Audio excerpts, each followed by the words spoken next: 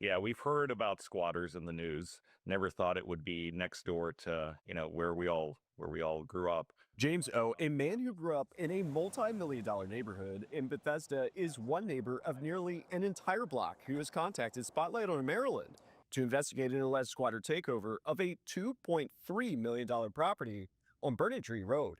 For fear of safety, O asked to only be identified by the first letter of his last name. They contacted us after seeing our ongoing investigation into the squatting epidemic in the state. All started around 4th of July weekend, and the house that we're talking about was up for sale, and we heard there was a new buyer that was interested.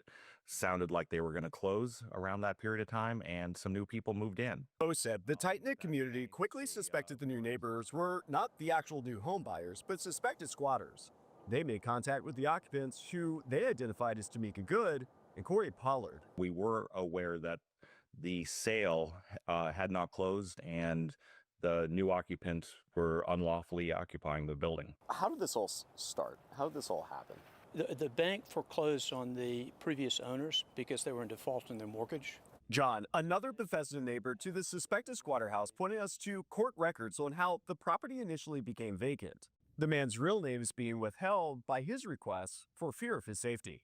According to Maryland property records, the property is currently owned by City Mortgage. Court records show a foreclosure for the property was granted in early 2025. Citigroup filed with Montgomery County District Court for Good and all the mansion's occupants to vacate, saying it has come to our attention that you have wrongfully and properly and illegally entered and are occupying the premise, adding your actions constitute a breaking and entering home invasion, and you and all occupants are wrongfully trespassing. Yet another property neighbor, court records show, filed several criminal charges against Good and Pollard, including trespassing. On December 8th, Pollard was arrested in the mansion's driveway. As a result of the arrest, Pollard is now facing extradition to Pennsylvania to face multiple luxury vehicle theft charges for allegedly stealing cars from a Lancaster dealership parking lot. Pollard has a lengthy court record, including a federal case involving transporting stolen vehicles from Pennsylvania and Delaware and possessing more than 100 grams of heroin. Hey, y'all, what's up? It's your favorite pro se litigation coach. Meanwhile, Good, claiming to be a financial and pro se litigation coach on social media accounts that have also appeared in court records, missed her court date this week for trespassing and burglary charges related to the Bethesda mansion.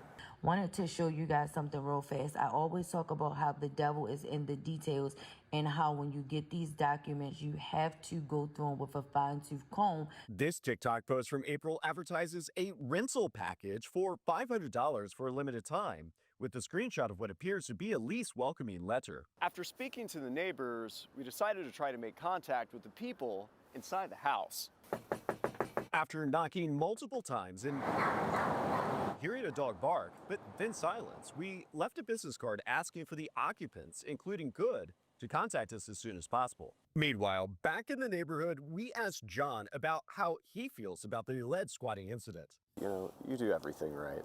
You pay your taxes, you pay your mortgage. At the end of the day, do you think it's unfair that others can move into your community with paying nothing? Absolutely. I mean, it's not only unfair, it's illegal.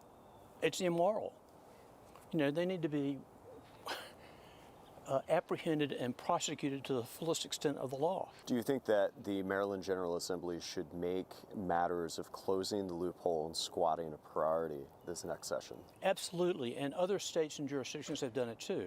I mean, you would not experience this kind of nonsense in many other jurisdictions across the United States. We will continue to follow this alleged squatting situation closely and bring you updates. I'm Gary Collins in Bethesda for Spotlight on Maryland.